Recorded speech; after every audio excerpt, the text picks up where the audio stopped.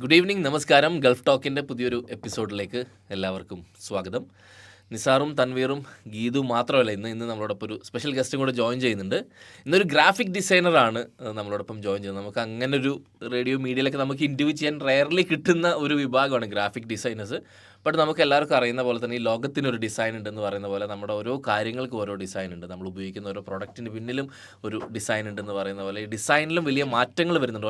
ഓരോ കാലഘട്ടത്തിലും അതനുസരിച്ചുള്ള എസ്തെറ്റിക് മാറുന്നുണ്ട്, ആളുകളുടെ പ്രിഫറൻസ് മാറുന്നുണ്ട്, ടേസ്റ്റ് മാറുന്നുണ്ട്, ഓരോ നാടിനനുസരിച്ച് മാറുന്നുണ്ട്. നമ്മൾ ഇന്ത്യയിൽ കാണുന്ന പോലെയല്ല പല ഡിസൈൻസും ഇവിടെ ഉള്ളത്. അപ്പോൾ ഡിസൈനിങ്ങിനെ കുറിച്ചുള്ളൊരു ഓവറോൾ കാര്യങ്ങൾ, എയുടെ കാലത്ത് വരുന്ന മാറ്റങ്ങളെ കുറിച്ചൊക്കെയാണ് നമ്മൾ ഇന്ന് ഇവിടെ ഡിസ്കസ് ചെയ്യുന്നുണ്ടാവുക. മുനീബ് സ്വയം ഒന്ന് പരിചയപ്പെടുത്തി നമുക്ക് കോൺവെർസേഷൻ സ്റ്റാർട്ട് ചെയ്യാം. ഞാൻ ഡിസൈനറായിട്ട് ഏകദേശം 10 വർഷമായി. അപ്പോൾ ഇവിടെ വന്ന ഫസ്റ്റ് മുതലൊക്കെ നമ്മൾ ഒരുപാട് കഷ്ടപ്പാടായിരുന്നു.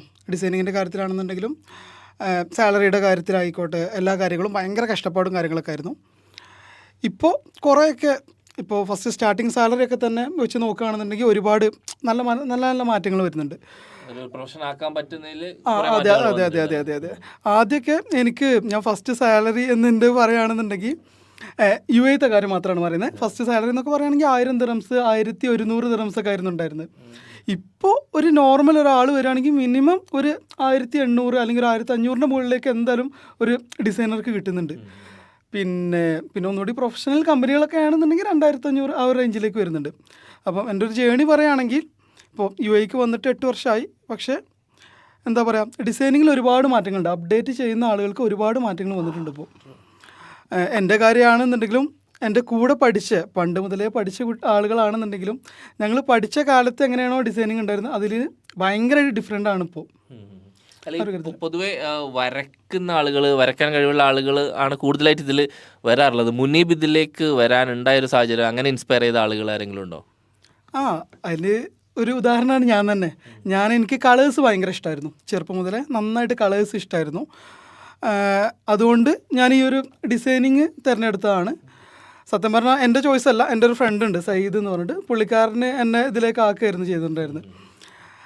ചെറുപ്പത്തിൽ നന്നായിട്ട് വരയ്ക്കായിരുന്നു. പിന്നെ കുറേ കാലം ഞാനത് എടുത്ത് ഒഴിവാക്കി, വീണ്ടും വര തുടങ്ങി.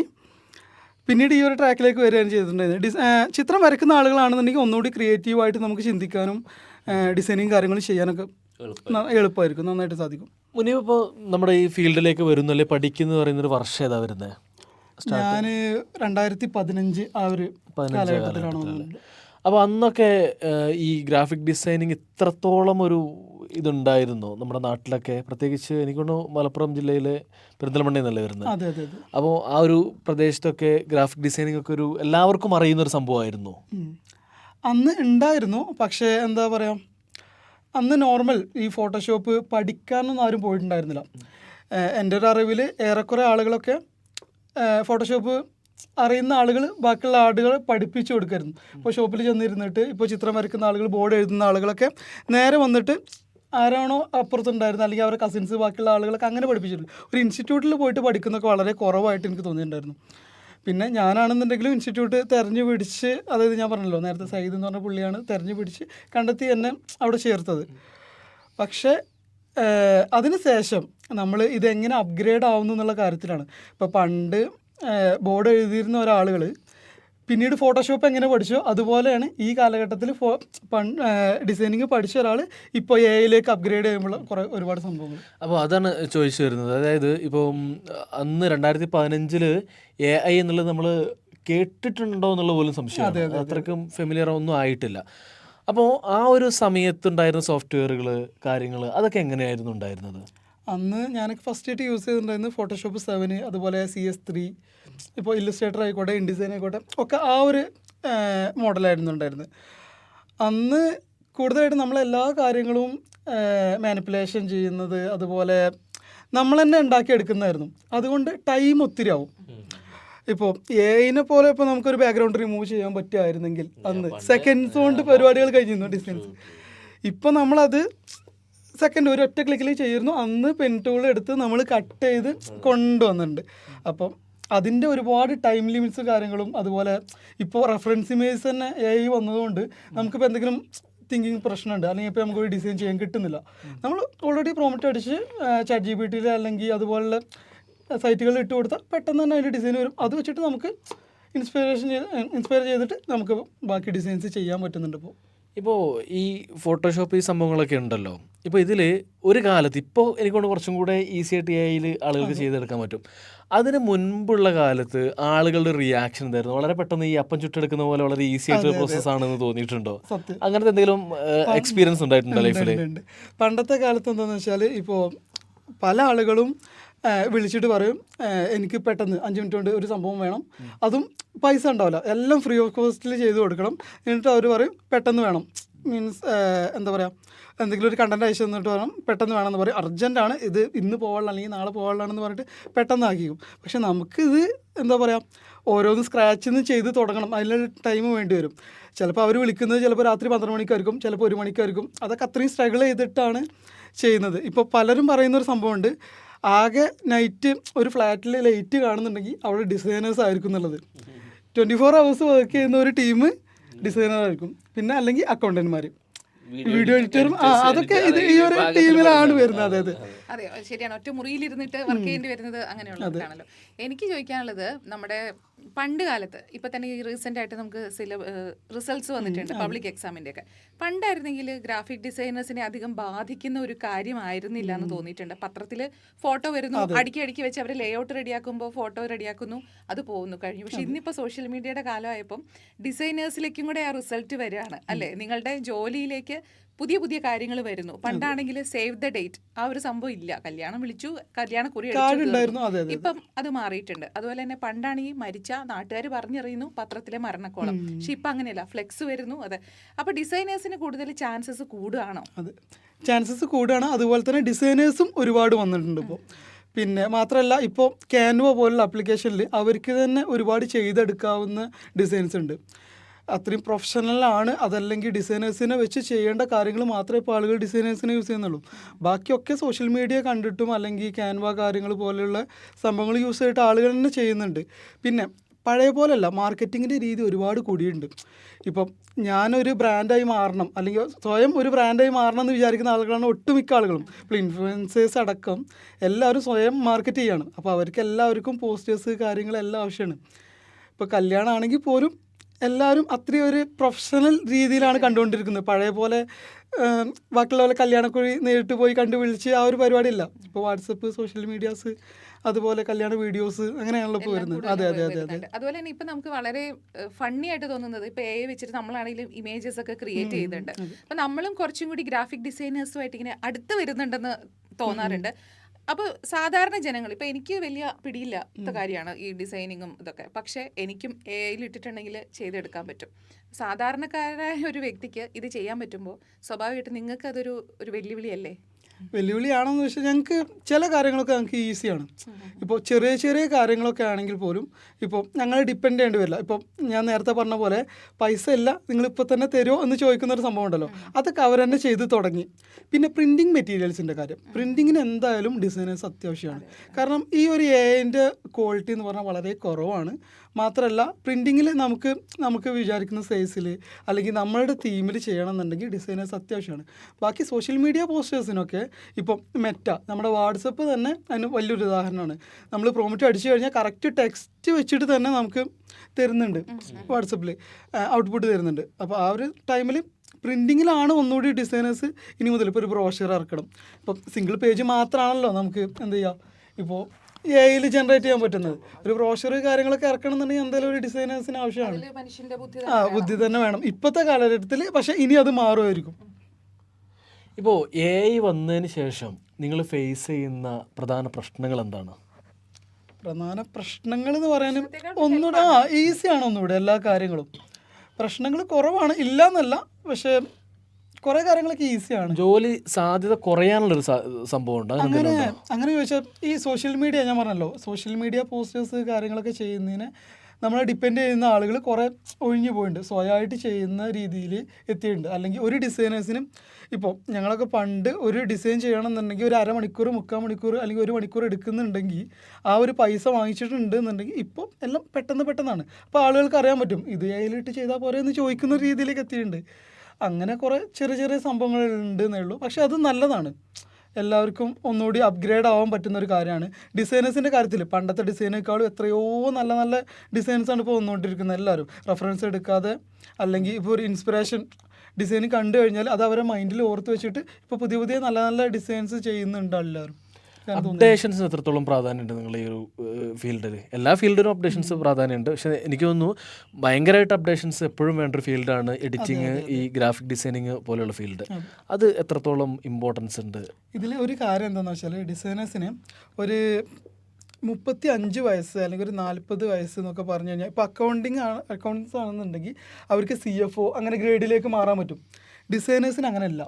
ഡിസൈനേഴ്സിന് ഒരു 35-40 ആയിക്കഴിഞ്ഞാൽ അവർ ഫീൽഡ് ഔട്ടാണ്.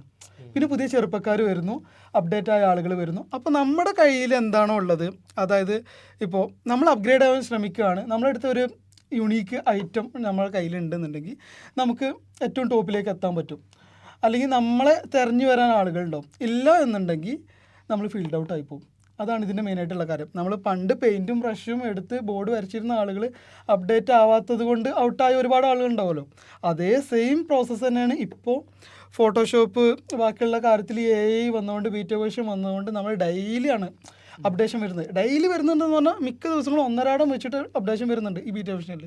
അപ്പോൾ അത് നമ്മൾ അപ്ഗ്രേഡ് ആയിട്ടില്ല എന്നുണ്ടെങ്കിൽ നമ്മൾ എന്തായാലും ഫീൽഡ് ഔട്ട് ആവും. അതിൽ യാതൊരു സംശയമില്ലാത്ത കാര്യമാണത്. ഈ ഡിസൈനേഴ്സിനകത്ത് തന്നെ ചില ആൾക്കാർ ചില പ്രത്യേക മേഖലകളിൽ എക്സ്പെർട്ടൈസ് ആവാറുണ്ട്. ഇപ്പോൾ ബ്രാൻഡിങ്ങിൽ ഉള്ള ആളുകൾ, മാർക്കറ്റിംഗ്, ലോഗോ ക്രിയേറ്റ് ചെയ്യാനാണ് ചിലവർക്ക് ഇഷ്ടം. അങ്ങനെ പേഴ്സണലായിട്ടുള്ള അങ്ങനെ എന്തെങ്കിലും ഫേവറേറ്റ് എന്തെങ്കിലും ഒരു ഏരിയ ഉണ്ടോ? അല്ലെങ്കിൽ ഇതിൽ ഏറ്റവും കൂടുതൽ ചലഞ്ചിങ് ആയിട്ടുള്ളൊരു ഡിസൈൻ ജോബ് ഏതിൻ്റെയാണ് തോന്നിയിട്ടുള്ളത്?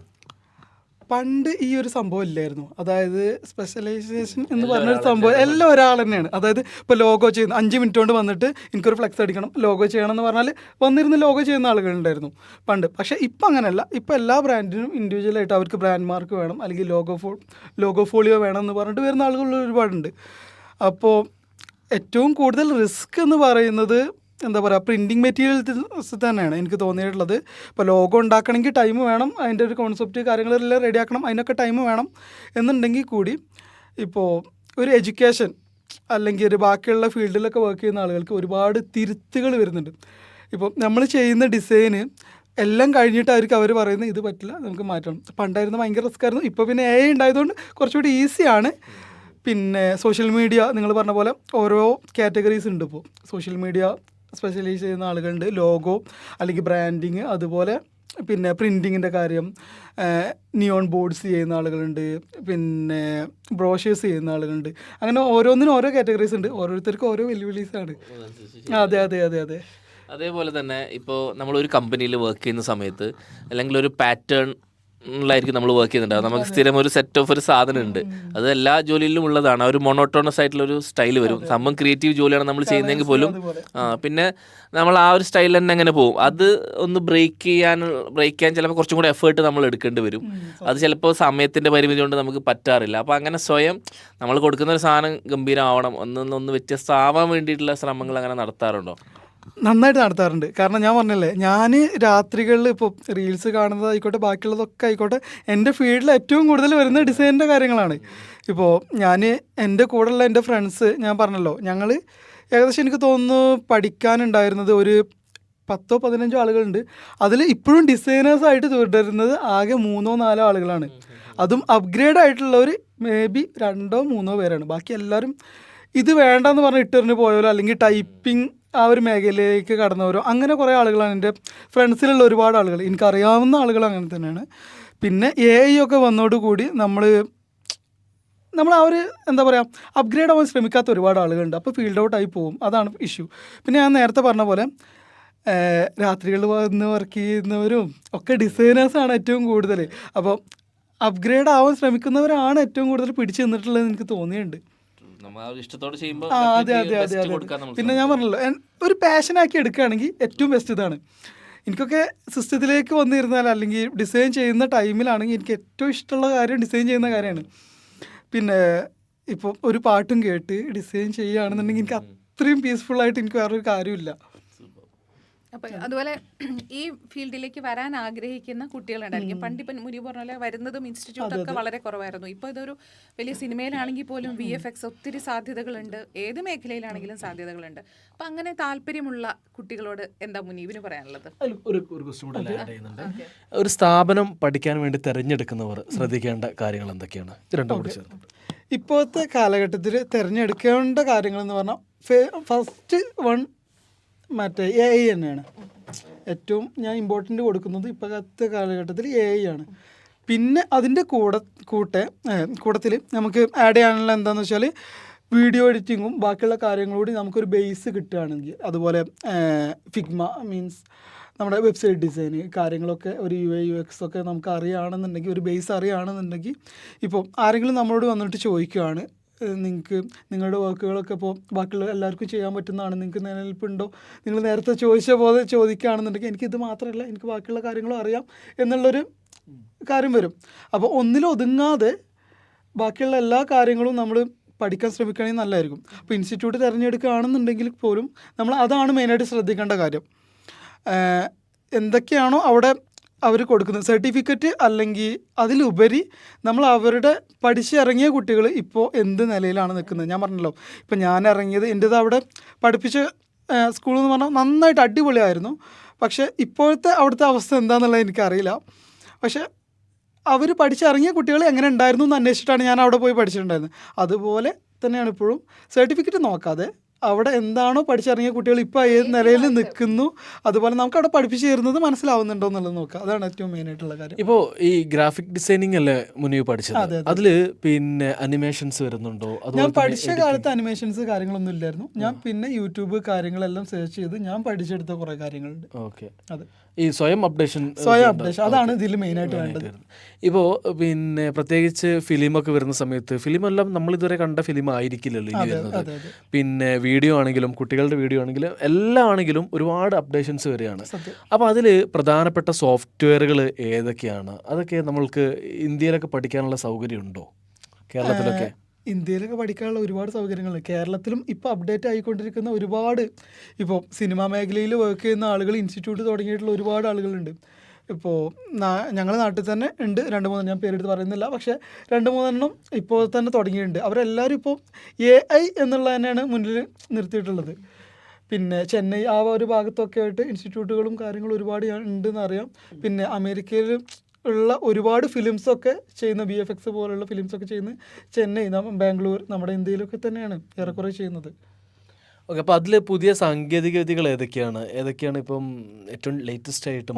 വീഡിയോ എഡിറ്റിങ്ങിനെ കുറിച്ച് എനിക്ക് അത്ര ഡീറ്റെയിൽ ആയിട്ട് അറിയില്ല. ഡിസൈനിങ്ങിനെ കുറിച്ചാണെന്നുണ്ടെങ്കിൽ മെയിനായിട്ട് നമ്മൾ ചെയ്യുന്നത് ഫോട്ടോഷോപ്പ് വെച്ചിട്ട് തന്നെയാണ്. പിന്നെ മിഡ്ജേണി ഉണ്ട് AI, പിന്നെ ക്ലിങ്ങൊക്കെ വീഡിയോ AI വെച്ചിട്ട് ചെയ്യുന്ന ഒരുപാട് കാര്യങ്ങളാണ്, അങ്ങനെയുള്ള സംഭവങ്ങൾ. ഓക്കെ. ഇതിപ്പോൾ ഒരു ഇന്ത്യൻ അല്ലെങ്കിൽ ഇപ്പോൾ ഗൾഫിലുള്ള ഒരു കുട്ടി വിചാരിച്ചാൽ ഇതൊക്കെ അവന് ഈസി ആക്സസ് ആയിട്ടുള്ള സംഭവങ്ങളാണ്. ഒരുപാട് വലിയ എമൗണ്ട് പഠിക്കാൻ വേണ്ടി വരുന്നതാണ്. ഫ്രീ ആയിട്ട് വരുന്ന ഒരുപാട് സോഫ്റ്റ്വെയർസ് ഉണ്ട്. പിന്നെ അതല്ലാതെ പെയ്ഡ് ആയിട്ട് വരുന്നതുണ്ട്. ഇപ്പം നമുക്ക് എല്ലാ കാര്യങ്ങളും പോവുകയാണെങ്കിൽ ഒരു ഇൻസ്റ്റിറ്റ്യൂട്ടിൽ പോവുകയാണെങ്കിൽ വരുന്ന ഫീസ്, സെൽഫ് ഫിനാൻസിങ് കോഴ്സ് പോലെയൊക്കെ വരുമ്പോൾ വരുന്ന ഫീസ് എങ്ങനെയാണ്, അഫോർഡബിൾ ആണോ എന്നുള്ളതാണ് ചോദിക്കുന്നത്. രണ്ടും വന്നിട്ടോ നേരത്തെ പറഞ്ഞ മുന്നേ കണ്ടിന്യൂ ചെയ്തു, എന്നിട്ട് ഇതും കൂടെ. ഓക്കെ. അതായത് ഇപ്പോൾ എല്ലാ കാര്യങ്ങളും ഇപ്പോൾ വിരൽ തുമ്പിലുണ്ട്. ഇപ്പോൾ നമുക്ക് യൂട്യൂബ് നോക്കിക്കഴിഞ്ഞാൽ കിട്ടാവുന്ന ഒരുപാട് കാര്യങ്ങളുണ്ട്. ഇപ്പോൾ നമ്മൾ ഇൻസ്റ്റിറ്റ്യൂട്ടിൽ പോയി പഠിക്കാതെ, ഇപ്പോൾ ഞാൻ നേരത്തെ പറഞ്ഞല്ലോ എനിക്ക് പഠിക്കണം അല്ലെങ്കിൽ എനിക്ക് ഇൻട്രസ്റ്റ് ഉണ്ടെന്ന് നോക്കിയിട്ട്, ഇപ്പോൾ എനിക്ക് വരയ്ക്കാൻ ഇൻട്രസ്റ്റ് ഉണ്ട്, എനിക്ക് ഡിസൈനിങ്ങിൽ ഇൻട്രസ്റ്റ് ഉണ്ടോ എന്ന് അറിയാൻ വേണ്ടിയിട്ട് ഞാൻ യൂട്യൂബ് നോക്കിയിട്ട് പഠിക്കാവുന്ന കാര്യമുള്ളൂ. അതിൽ ഇൻട്രസ്റ്റ് ഉണ്ടെങ്കിൽ അവർക്ക് ഇൻസ്റ്റിറ്റ്യൂട്ടിൽ പോയി പഠിക്കാം, ഒന്നുകൂടി മോർ അഡ്വാൻസ് ആയിട്ട് പഠിക്കാൻ പറ്റും. അപ്പോൾ പിന്നെ ഫീസിൻ്റെ കാര്യത്തിൽ പറയുകയാണെന്നുണ്ടെങ്കിൽ, ഇപ്പോൾ ഫീസ് ഞാൻ പഠിക്കുന്ന കാലത്ത് എനിക്ക് തോന്നുന്നു 30,000 രൂപ അങ്ങനെ എന്തോ ആയിരുന്നു ഉണ്ടായിരുന്നു. 1 ഇയർ കോഴ്സ് ഡിപ്ലോമ. ഇപ്പോൾ അത് കൂടിയിട്ടുണ്ടോ, ഞാൻ ആ ഒരു കാര്യത്തിൽ വലിയ അപ്ഡേറ്റ് അല്ല, അതുകൊണ്ട് കൂടിയിട്ടുണ്ടോ എന്ന് എനിക്കറിയില്ല. പക്ഷേ ഏറ്റവും നല്ലത് നിങ്ങൾ ഇൻസ്റ്റിറ്റ്യൂട്ട് തിരഞ്ഞെടുക്കുമ്പോൾ ഒന്നുകൂടെ അപ്ഡേറ്റ് ആയിട്ടുള്ള ഇൻസ്റ്റിറ്റ്യൂട്ട് തിരഞ്ഞെടുക്കുകയാണെങ്കിൽ ഏറ്റവും നല്ലതായിരിക്കും എന്ന് എനിക്ക് തോന്നിയിട്ടുണ്ട് ആ ഒരു കാര്യത്തിൽ. പെർഫെക്റ്റ്. അപ്പോൾ നമ്മൾ വൈൻഡപ്പ് ചെയ്യുന്നതിന് മുമ്പ് ഒരു കാര്യത്തിന് പെട്ടെന്ന് ഓർമ്മ വരുന്നുണ്ടെങ്കിൽ പറഞ്ഞാൽ നന്നാവും തോന്നുന്നു. അതായത് ചില ഡിസൈൻസിനോട് നമുക്ക് പ്രത്യേക ഒരു താല്പര്യമുണ്ടല്ലോ, പ്രത്യേകിച്ച് ഈ ഫീൽഡിലായതുകൊണ്ട്. ഇപ്പോൾ ഒരു സിനിമ ഇഷ്ടമുള്ള ഒരാളോട് ഇഷ്ടപ്പെട്ട സിനിമ വെച്ചാൽ ചൂസ് ചെയ്യാൻ ബുദ്ധിമുട്ടുള്ള പോലെ ഒരു ഭയങ്കര ഒരു ജീനിയസ് ഡിസൈനാണിത്, അല്ലെങ്കിൽ ജീനിയസ് ഒരു ലോഗോ ആണിത് എന്നൊക്കെ തോന്നിയിട്ടുള്ള അങ്ങനത്തെ എന്തെങ്കിലും ഒരു കാര്യം കൂടെ ഒന്ന് ഷെയർ ചെയ്ത് നമുക്ക് വൈൻഡപ്പ് ചെയ്യാൻ തോന്നുന്നു. ഓക്കെ, അങ്ങനെ തോന്നിയിട്ടുള്ളത് ഏറ്റവും കൂടുതൽ ഇപ്പോൾ ബിഹാൻസ് എന്ന് പറയും നമ്മുടെ ഡിസൈനേഴ്സിൻ്റെ ഒരു പ്ലാറ്റ്ഫോം, അതായത് നമ്മളെ പോർട്ട്ഫോളിയോ ഷോർട്ട് കേസ് ചെയ്യാൻ പറ്റുന്ന ഒരു പ്ലാറ്റ്ഫോം. അതിൽ ഒരുപാട് ഡിസൈൻസ് ഞാൻ സേവ് ചെയ്ത് വെച്ചിട്ടുണ്ട്, പക്ഷെ എനിക്ക് ഇങ്ങനെ ചോദിക്കുമ്പോൾ എൻ്റെ മൈൻഡിൽ വരുന്നില്ല. അതെ അതെ. പിന്നെ ഇപ്പോൾ ഈ ഒരു കാലഘട്ടത്തിൽ ഞാൻ നമ്മുടെ ജോൺ മുള്ളൂരിൻ്റെ ഒക്കെ വർക്കുകൾ, വർക്കുകളൊക്കെ നന്നായിട്ട് പുള്ളി ചെയ്യുന്നു, ഷോക്കേസ് ചെയ്യുന്നു. അതുപോലെ അതെ അതെ അതെ അതെ അതെ അതെ. അതുപോലെ മണീൻ്റെ ഒക്കെ ഇപ്പോൾ ഈ അടുത്ത് ചെയ്തിട്ടുണ്ടായിരുന്നു. അതുപോലെ നമ്മുടെ കാലിഗ്രാഫി, നമ്മുടെ കരീംക, പുള്ളിയുടെ വർക്കുകളൊക്കെ എനിക്ക് ഭയങ്കര ഇൻസ്പിറേഷൻ ആയിരുന്നു. പണ്ട് മുതലേ പുള്ളിയുടെയൊക്കെ ഞാൻ ഫോളോ ചെയ്യുന്ന ഒരാളാണ്. അപ്പോൾ അങ്ങനെയുള്ള കുറച്ച് ആളുകളുണ്ട് ഡിസൈനേഴ്സിൽ പുലികളായിട്ടുള്ള കുറച്ച് ആളുകൾ. പിന്നെ അതുപോലെ തന്നെ UAE ഒരു ഈ FK എന്ന് പറഞ്ഞിട്ടൊരു സംഭവമുണ്ട്, നമ്മുടെ വര എന്ന് പറഞ്ഞിട്ട് ഒരു ഗ്രൂപ്പുണ്ട്. അപ്പോൾ അതിലുള്ള ഒരുപാട് പുലികളുണ്ട്. അവരുടെ ക്ലാസ്സുകളും കാര്യങ്ങളൊക്കെ നടന്നുകൊണ്ടിരിക്കുന്നുണ്ട്. അവർ അറ്റൻഡ് ചെയ്യുമ്പോൾ നമുക്ക് മനസ്സിലാവും ആ ഒരു കാര്യങ്ങളൊക്കെ. ഇവിടെ UAE ആളുകളൊക്കെ അതിലേക്ക് ജോയിൻ ചെയ്യുകയാണെങ്കിൽ ഒന്നുകൂടെ നന്നായിരിക്കും. ഒരു പ്ലാറ്റ്ഫോം ഉണ്ട്. അതെ അതെ അതെ, കൂട്ടായ്മ ഉണ്ട്. സൂപ്പർ. അപ്പോൾ എന്തായാലും നമ്മൾ കുറേ സംസാരിച്ചു. നമുക്കറിയാത്ത ഒരു മേഖലയാണ്, അതിൻ്റെ കുറേ ഡീറ്റെയിൽസ് നമുക്ക് സംസാരിക്കാൻ പറ്റും. എന്തായാലും thank you so much Muneeb join ചെയ്തതിൽ. നമുക്ക് നാളെ മറ്റൊരു വിഷയമായിട്ട് വീണ്ടും കാണാം.